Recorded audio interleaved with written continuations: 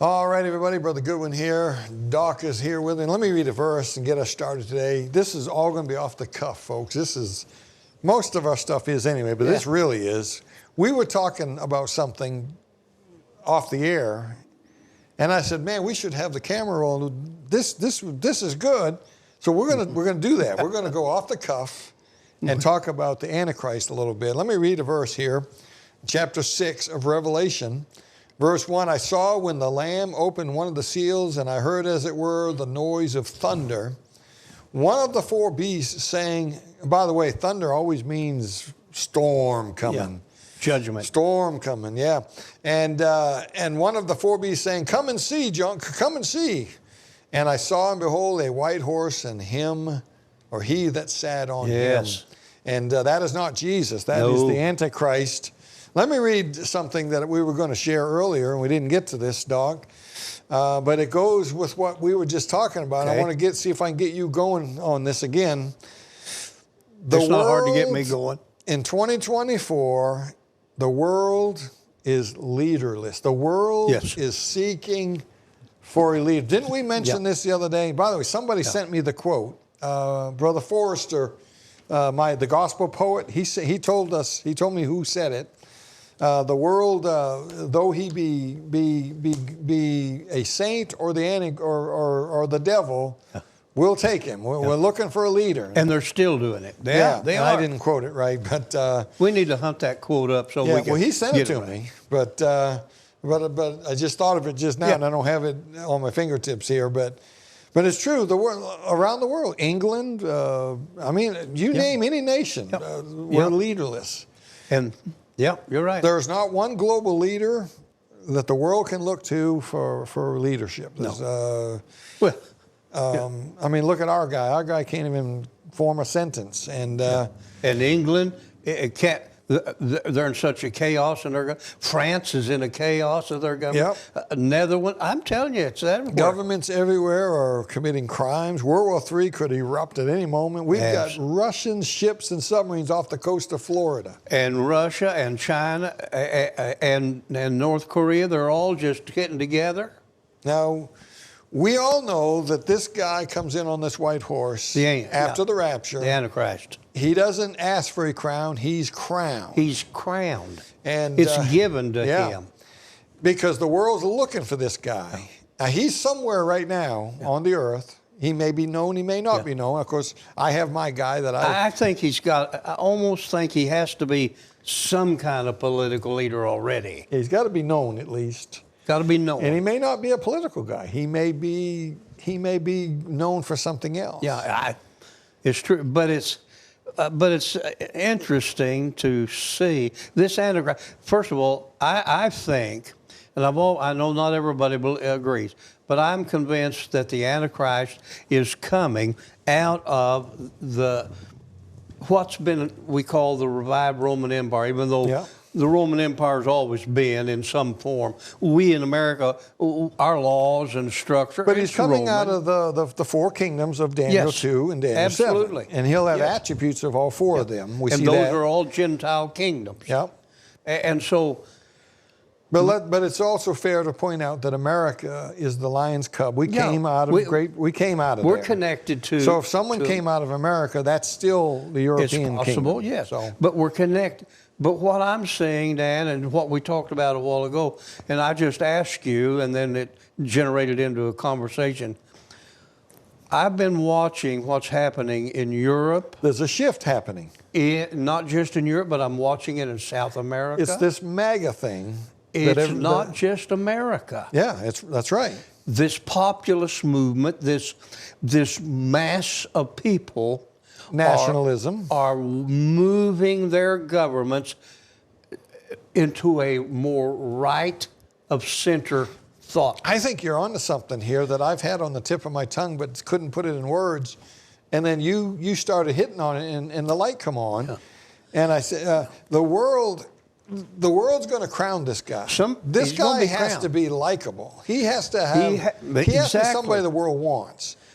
And so if you got what you said, MAGA, or if you have a worldwide movement of electing more right-wing conservative leadership, What I'm saying is we're seeing the world, even though right now the leadership is Israel is all by itself. But the leadership that's being brought in, wherever you are, France, Italy's already done it, Greece, I mean, you just go on. And they're getting right-wing, conservative. And what is it doing? These are the people that like Israel. Yeah. Because what's happening, this first horse rider ties right into Daniel 9:27, the confirming of the covenant. Mm-hmm. I may be wrong, but I think I'm watching the stage of political leadership beginning to form in Western culture from where the Antichrist is coming from. I'm seeing that we are probably somewhere out of the leadership that's going to rise is going to come the Antichrist. Because right now there's no unity. It's a big mess, and there's no leadership. What you're saying is if MAGA, if we want to call it that, I realize MAGA is Make America Great, but the same philosophy is what's building right now in Great Britain. Look at what it's done in South America in 2 or 3 countries already. And it's happening. And what I think, I might be wrong, but this Antichrist is going to confirm the covenant, and Israel is going to have some peace for 3 years. This guy is going to already have to be in a place where he is already pro-Israel. Yeah. It doesn't mean that he's anti-Islam, but he's pro-Israel. And I can see the movement in these of leadership where whoever could come out of that could be the man to do exactly what he's talking about. So in other words, conservatism, the pendulum shifts from this crazy liberal wacko junk and wokeism and all this. Somehow the world shifts back, and this happens in history all the time if you study history. Yeah. So we come back and the world gets conservative again, gets some values again, and get some sanity back in things, and people start liking each other, and the Western world begins to grow again like it used to, and then the rapture happens, and that leaves a man to be picked out of that movement. I may be altogether wrong, but I don't think left-wing junk's going to always pass away. But I do think that it appears if this man can do what he says he's going to do here, and he's coming out of the European Union or the revived Roman Empire connection, and we're now watching a movement of leaders that would approve and be pro-Israel for such a thing, I think we're just getting closer and closer. Because when you think of the Antichrist, you think of a wicked, vile, awful person, and inside he is, but he can't come across that way, at least at the beginning. No. I think everything changes at the middle of the tribulation. Oh, it does, and I think there's probably some reasons why that happens. But he is the son of perdition, so in him is that hatred. Yeah. But I think he's able to conceal it in some way that... Or maybe he's growing like we are, and he grows into something... Yeah. It could be. A lot of people in history became a king or a prime minister, and then, like King Saul. King Saul wasn't bad at the beginning. But he became that way. Yeah.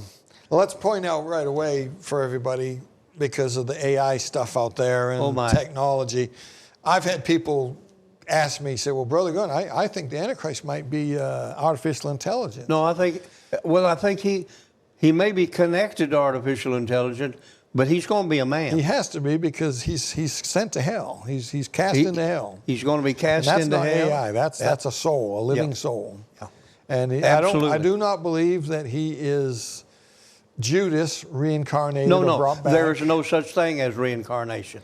Yeah, he may have the spirit of Judas, but he's not Judas. And I know there's a movement out there of people who believe Judas, because he's called the son of, isn't he called the son of perdition or something? Yeah. So they jump to the conclusion, that's the Antichrist. Yeah. No, he's the Antichrist. We'll get to it another week or two, but the Antichrist himself, he's referred to as the Assyrian and other names besides that, and that doesn't mean that he's going to be Judas by any means. Yeah. He's going to be a man. The reference there is Judas is a betrayer. And that's exactly Yeah. what the Antichrist is going. He's going to become to Israel. He's going to betray him. Yeah. So, so what do we do with this? It's possible. It's possible that Donald Trump could win the election this fall. It's very well. And I heard Nigel Farage. Now, by the time this airs, it'll be over. But Yeah. I heard that they think he's going to win. It's in very, the election very over possible. there. He's a right-wing conservative. He's on the Steve Bannon show all the time. Yeah. He's a tremendous guy. He's got some knowledge up there, some sense. Of course, no matter who gets elected, the left and all of the woke junk, they've already set some things in order that no matter how right you may be, Yeah. you may not be able to ever bring it all the way back. Yeah. So if what you're saying is true, and this makes a lot of sense, the world, at least the Western world, shifts back. The pendulum shifts back towards what we call conservatism. Well, they're fed up. All of Europe is fed up with the infiltration of the illegal immigrants that's come into them. We're fed up with it. And so the populist is moving, and not all of them, but a huge number of those are Islamic people.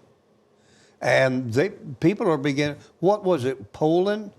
Somewhere I saw the other day where they will not let another Islamic individual into their land. I think it might have been Poland. Because they're putting two and two together, and they're coming up with 4, where the left wing puts 2 and 2 together and comes up with 5. And so I can see where the populace of the world is, wait a minute here. And we're electing somebody, and whoever this man of sin is going to be, this Antichrist, I could see. It's just the opposite. We've been thinking, we're going to get so bad and then the rapture happens. It may be the other way around. The world starts to come back towards some sense. The Lord takes us out of here, and somebody out of that movement is chosen and crowned. And the mindset is developing of, wow.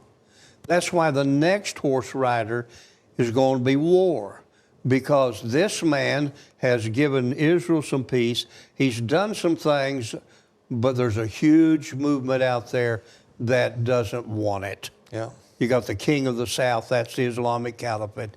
You got the king of the east, China and all those hordes. You got the king of the north, Russia. Yeah. And all of those in the book of Daniel is going to have a play during this tribulation period time.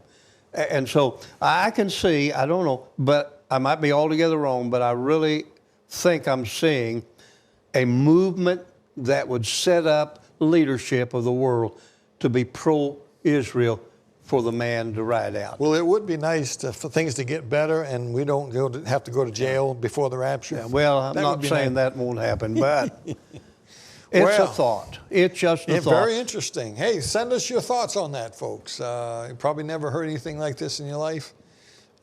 This was quite interesting. And we may have to discuss this on one of the TV shows there in the future, some of this. So maybe we can dig up some more powder. Maybe something in the Bible we can find that leans this way. But okay, well, that's all the time we have for the show. Thanks for listening on the radio or on YouTube, wherever you watch us and listen. We'll see you next time. Keep your eyes on them skies.